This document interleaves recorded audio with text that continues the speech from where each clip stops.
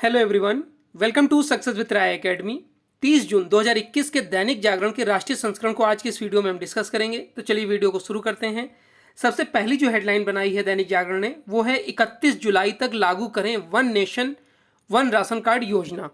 अब ये one nation one ration card योजना क्या है? ये योजना उन लोगों के लिए है जो एक राज्य से दूसरे राज्यों में मजदूरी के लिए या अपने जीविकोपार्जन के लिए जाते हैं, यानी कि पैसा कमाने के लिए दूसरे राज्यों में जाते हैं। उन्हें वहां पर राशन लेने में दिक्कत होती है, इसलिए वो अब एक ही कार्ड के माध्यम से पूरे देश में कहीं पर भी राशन ले सकेंगे। देश के 9 राज्यों ने पीडीएस सिस्टम के तहत one nation one ration card योजना को लागू कर भी दिया है। इसका फायदा उन राशन कार्ड धारकों को होगा जो दूसरे राज्यों में नौकरी करने के लिए जाते हैं। राशन कार्ड धारक देश के किसी भी हिस्से की सरकारी राशन दुकान से कम कीमत पर अनाज खरीद सकेंगे। सुप्रीम कोर्ट ने एक अहम फैसले में अभी तक जिन राज्यों ने one nation one ration card योजना लागू नहीं किया है, उन्हें इस योजना को लागू करने के लिए 31 जुलाई तक का वक्त दिया है। शीर्ष अदालत ने मंगलवार को भोजन के अधिकार को जीवन के अधिकार में शामिल बताते हुए अब प्रवासी मजदूरों और असंगठित क्षेत्र के कामगारों को राशन और भोजन सुनिश्चित करने के लिए कई आदेश दिए हैं। राज्यों और केंद्र शासित प्रदेशों को कोरोना महामारी तक अप्रवासी मजदूरों को मुफ्त अनाज देने की योजना तैयार करने का आदेश देते हुए सुप्रीम कोर्ट ने कहा है कि केंद्र जरूरत के मुताबिक राज्यों और केंद्र शासित प्रदेशों को अतिरिक्त अनाज मुहैया कराए। नेक्स्ट न्यूज है कि सुरक्षा खतरों से निपटने के लिए नई नीति जल्द आएगी। अभी जम्मू कश्मीर में एयरफोर्स बेस पर ड्रोन हमले के मद्देनजर मंगलवार को प्रधानमंत्री नरेंद्र मोदी ने गृह मंत्री अमित शाह, रक्षा मंत्री राजनाथ सिंह और राष्ट्रीय सुरक्षा सलाहकार अजीत डोभाल के साथ बैठक में देश के सामने उभरते सुरक्षा खतरों और भविष्य की चुनौतियों से निपटने के लिए व्यापक आधार वाली नीति तैयार करने पर जोर दिया है। जम्मू वायु सेना स्टेशन पर ड्रोन से हमले के 2 दिन बाद हुई इस अहम बैठक के बाद उपरोक्त लोगों में से एक ने कहा कि सरकार उभरती चुनौतियों से सामूहिक रूप से निपटने के लिए जल्द ही नीति बनाएगी। नई और उभरती गैर पारंपरिक सुरक्षा चुनौतियों का प्रभावी ढंग से मुकाबला करने के लिए विभिन्न मंत्रालय और विभाग नीति पर कार्य कर रहे हैं। नेक्स्ट न्यूज है, चाइल्ड पोर्नोग्राफी के मामले में घिरा ट्विटर। देखिए, देश का गलत नक्शा बताने के मामले में अभी इस पर कई केस हुए थे। ट्विटर के जो सीईओ हैं यहाँ पर इंडिया में, उसके बाद अभी ये मामला ठंडा ही पड़ा था कि उसके बाद चाइल्ड पोर्नोग्राफी को बढ़ावा देने के गंभीर आरोप ट्विटर पर लगे हैं। दिल्ली पुलिस की साइबर सेल ने ट्विटर के खिलाफ इस संबंध में गंभीर आरोपों में केस दर्ज किया है। साइबर सेल ने यह एफआईआर ट्विटर पर चाइल्ड पोर्नोग्राफी से संबंधित सामग्री मौजूद होने के चलते सूचना प्रौद्योगिकी कानून, बच्चों के यौन अपराध से सुरक्षा कानून पॉक्सो और भारतीय दंड संहिता यानी आईपीसी की गंभीर धाराओं के तहत दर्ज किया है। यहाँ पर सबसे इंपॉर्टेंट जो एक्ट है वो है पॉक्सो। इसके बारे में हम जानते हैं। सबसे पहले हम इसका फुल फॉर्म देख लेते हैं। पॉक्सो के जो इसका जो फुल फॉर्म है वो है protection of children from sexual offence. फिर से सुन लीजिए, protection of children from sexual offence. इस अधिनियम को महिला और बाल विकास मंत्रालय ने साल 2012 में पॉक्सो एक्ट 2012 का नाम दिया था। इस कानून के जरिए नाबालिग बच्चों के प्रति यौन उत्पीड़न, यौन शोषण और पोर्नोग्राफी जैसे यौन अपराध और छेड़छाड़ के मामले में कार्रवाई की जाती है। इस कानून के अंतर्गत अलग अलग अपराध के लिए अलग अलग सजा निर्धारित की गई है। पॉक्सो के तहत केस दर्ज होने के कारण यह मामला ट्विटर को बहुत महंगा पड़ सकता है। ट्विटर के जिम्मेदार अधिकारियों का इस मामले में गिरफ्तार होना लगभग तय माना जा रहा है। नेक्स्ट न्यूज है कि स्कूली पाठ्यक्रम में शामिल होंगे गेम्स और पहेलियां। नई राष्ट्रीय शिक्षा नीति। सबसे पहले जान लीजिए कि नई राष्ट्रीय शिक्षा नीति क्या है। तो नई राष्ट्रीय शिक्षा नीति 2020 भारत सरकार द्वारा 29 जुलाई 2020 को घोषित किया गया था। नई राष्ट्रीय शिक्षा नीति 2020 के तहत वर्ष 2030 तक सकल नामांकन अनुपात यानी कि ग्रॉस इनरोलमेंट रेशियो को 100% तक ले जाने का लक्ष्य है। अब GER के बारे में फिर से जान लीजिए। GER ग्रॉस इनरोलमेंट रेशियो जो वर्तमान में 27.1% है, इसे 2024 तक 40% ले जाने का लक्ष्य है और 2030 तक 100% ले जाने का रेशियो है। GER वो होता है यानी कि कितने बच्चों ने एडमिशन लिया और वो शिक्षा प्राप्त कर रहे हैं, वही है GER। जिस तरीके से GDP होता है उसी तरीके से शिक्षा में GER का प्रयोग होता है। GER मतलब कितने स्टूडेंट को, कितने बच्चों को इनरोल किया गया है, उनका नामांकन किया गया है। नई राष्ट्रीय शिक्षा नीति आने के बाद स्कूली पाठ्यक्रम में बड़े बदलाव की तैयारी चल रही है। फिलहाल इसमें जो बड़ा फेरबदल दिखेगा वह पहले के मुकाबले रुचिकर होगा। इसमें गेम्स और पहेलियां भी होंगी। खासकर गणित और विज्ञान जैसे विषयों में इसे प्रमुखता से शामिल करने की तैयारी है। शिक्षा मंत्रालय ने राष्ट्रीय शैक्षणिक अनुसंधान एवं प्रशिक्षण परिषद को इस संबंध में जरूरी कदम उठाने के निर्देश दिए हैं। वैसे भी नए स्कूली पाठ्यक्रम को तैयार करने का काम चल रहा है। अब यहाँ पर टर्म आया है NCERT। तो NCERT के बारे में भी आपको पता होना चाहिए। National council of educational research and training. National council of educational research and training Bharat सरकार द्वारा संचालित एक संस्था है जो विद्यालयी शिक्षा से जुड़े मामलों पर केंद्रीय सरकार एवं प्रांतीय सरकारों को सलाह देने का कार्य करती है। NCERT की स्थापना 1961 में हुई थी। इसका हेडक्वार्टर नई दिल्ली में है और वर्तमान में इसके अध्यक्ष हैं डॉक्टर ऋषिकेश सेनापति। नेक्स्ट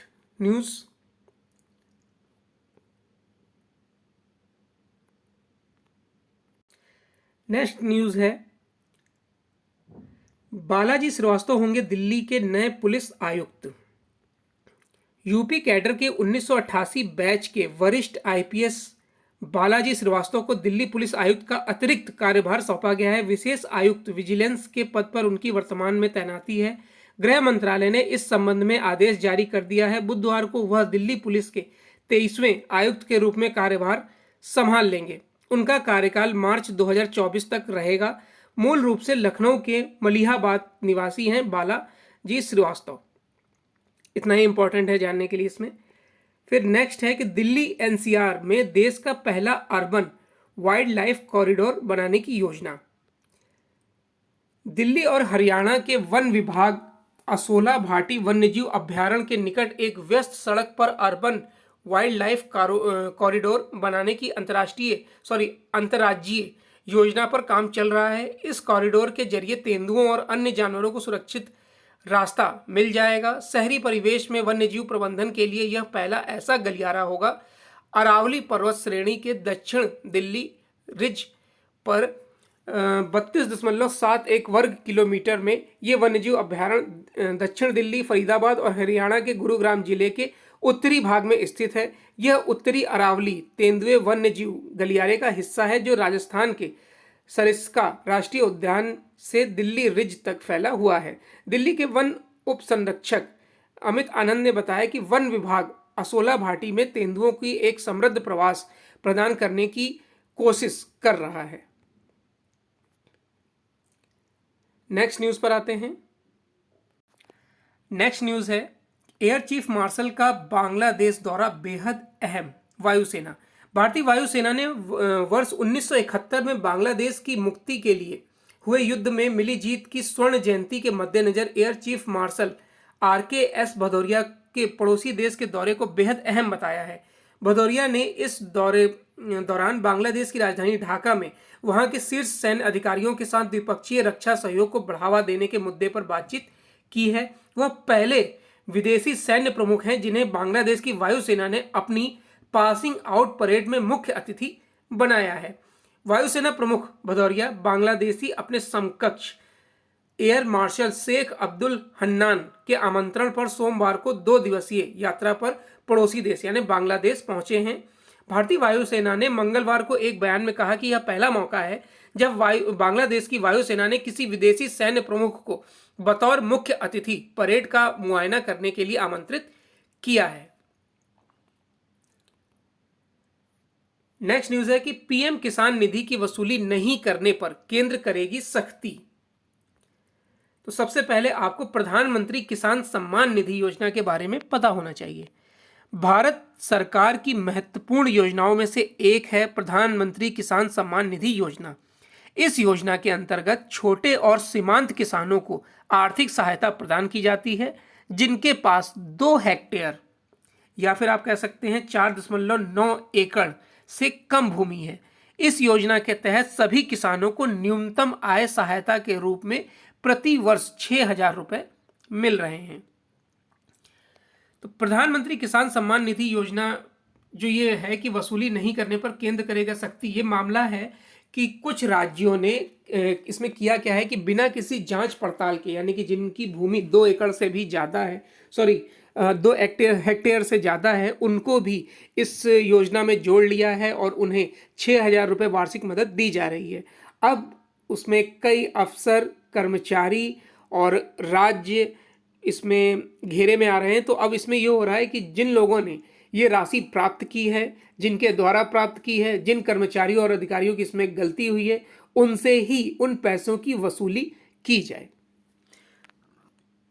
प्रधानमंत्री किसान सम्मान निधि से पैसा ले चुके अपात्र लोगों से वसूली की जाएगी। वसूली में ढिलाई बरतने वाले राज्यों पर केंद्र सख्ती करेगा। दस्तावेजों की जांच किए बगैर योजना के लाभार्थियों की सूची में नाम दर्ज करने वाले अफसरों और कर्मचारियों पर भी कार्रवाई हो सकती है। हैरानी की बात यह है कि अभी तक 1.5 दर्जन राज्यों व केंद्र शासित प्रदेशों में सरकारी धन हड़पने वाले ऐसे लोगों से वसूली शुरू नहीं हो सकी है, जिनमें कई बड़े राज्यों के नाम शामिल हैं। राज्यों पर कुल 2,500 करोड़ रुपए की प्रधानमंत्री किसान योजना की धनराशि बकाया है। इस मामले में साल भर से चल रही कवायद में 250 करोड़ भी वसूले नहीं जा पाए हैं। नेक्स्ट न्यूज़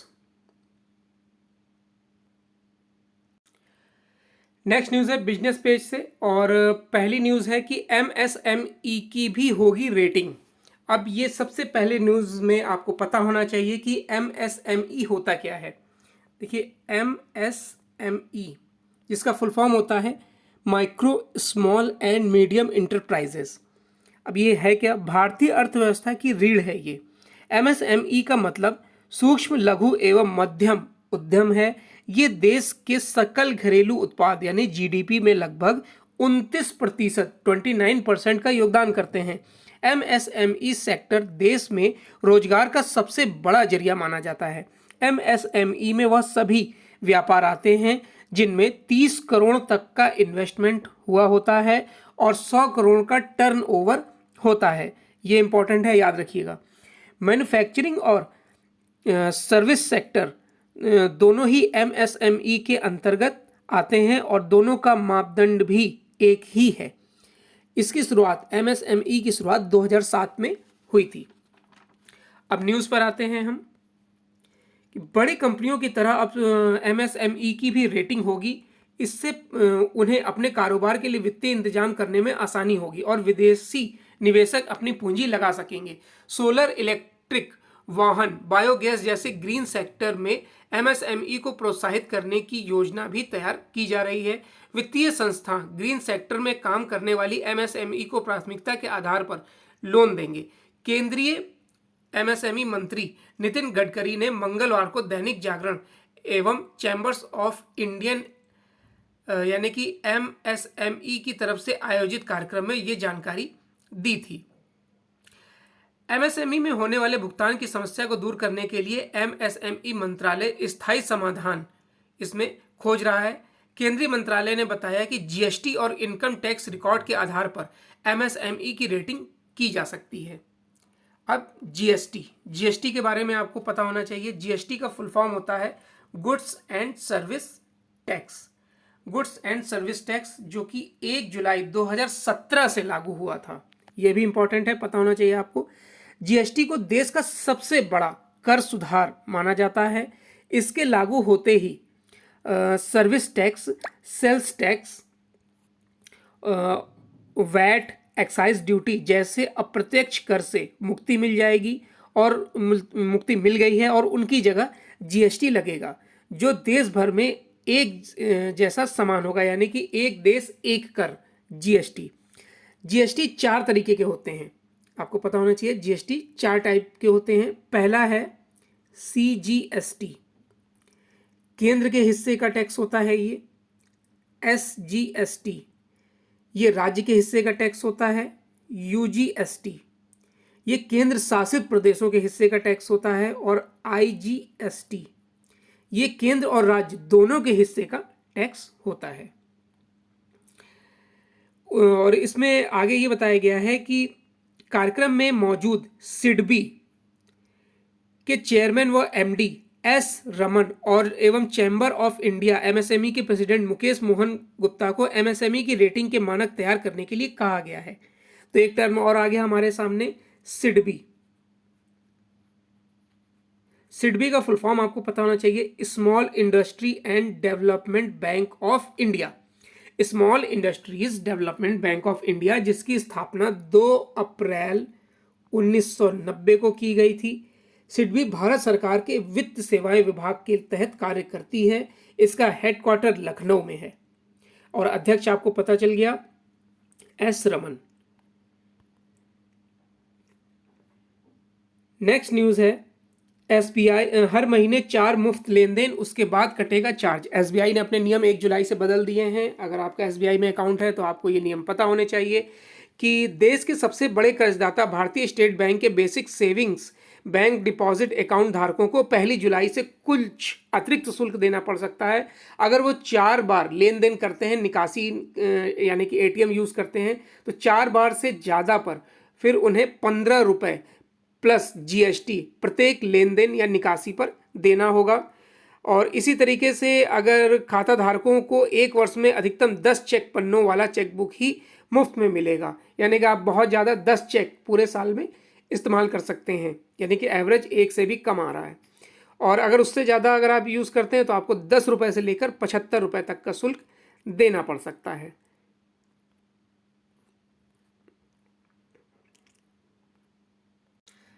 नेक्स्ट न्यूज़ है कि सेवा भाव से चल रहे अस्पतालों को आयकर छूट की वकालत।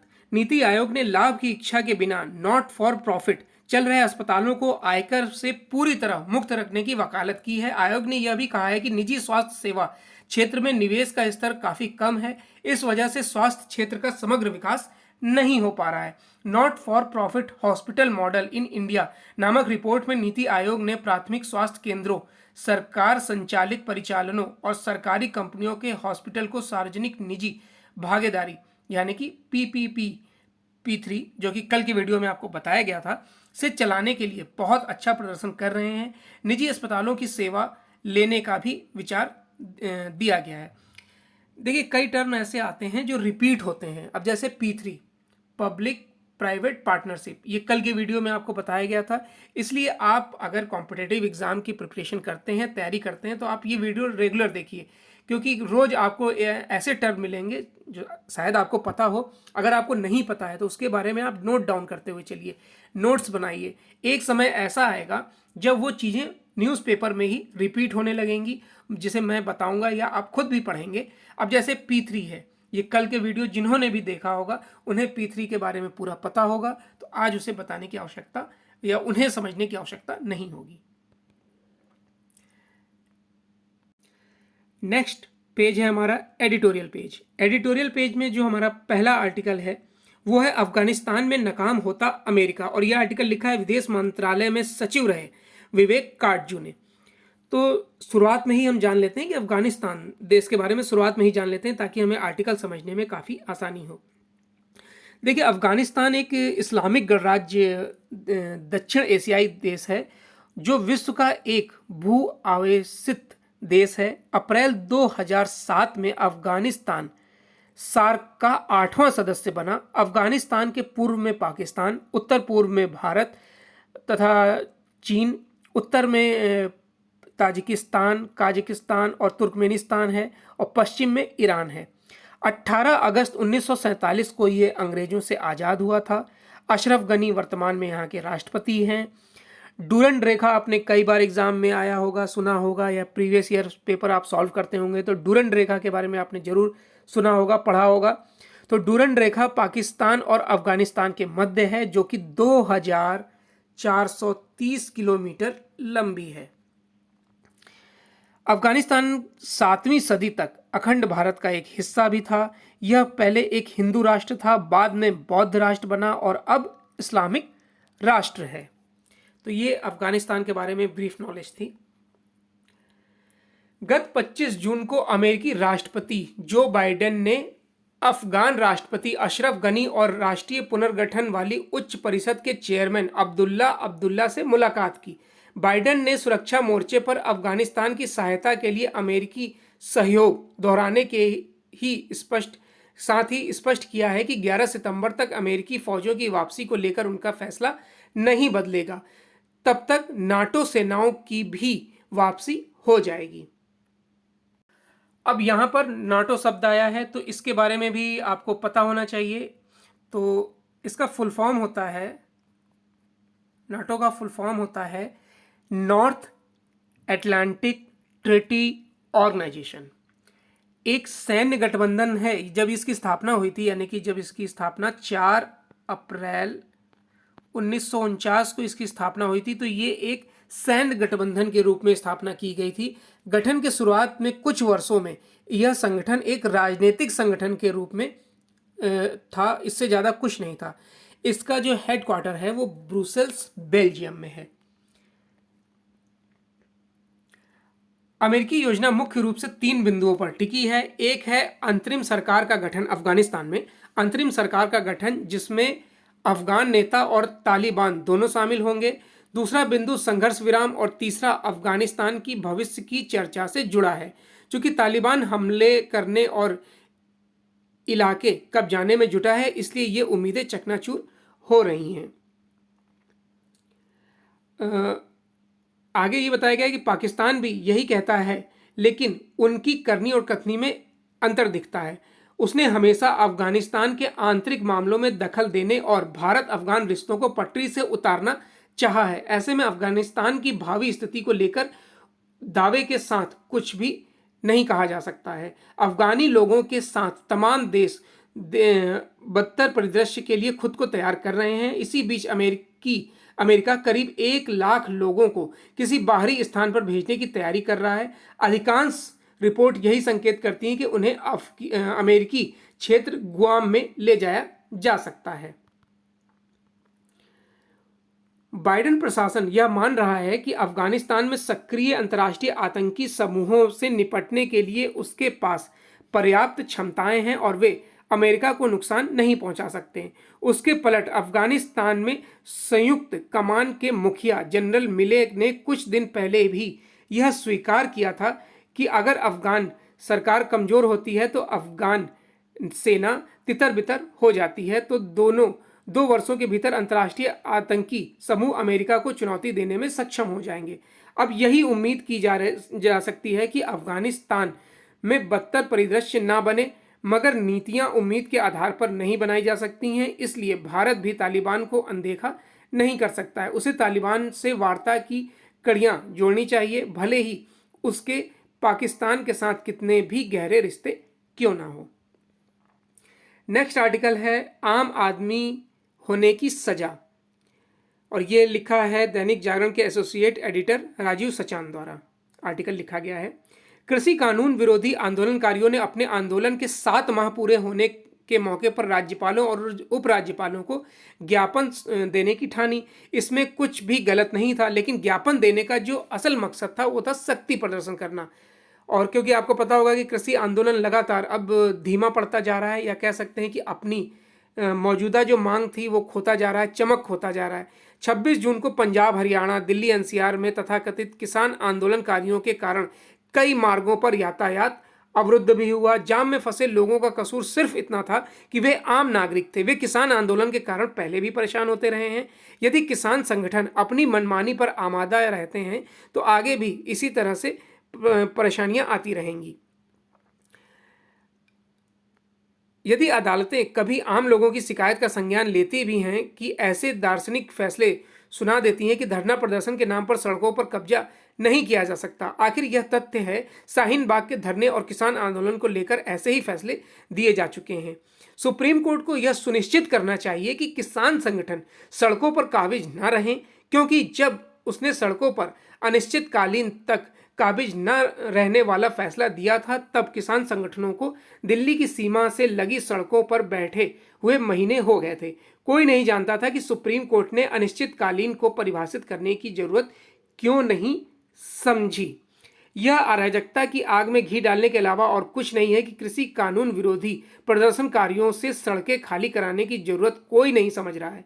सबसे हैरानी की बात यह है कि कृषि कानून पर विशेषज्ञ समिति की रिपोर्ट मिल जाने के बाद भी सुप्रीम कोर्ट उस पर फैसला लेने का समय नहीं निकाल पा रहा है।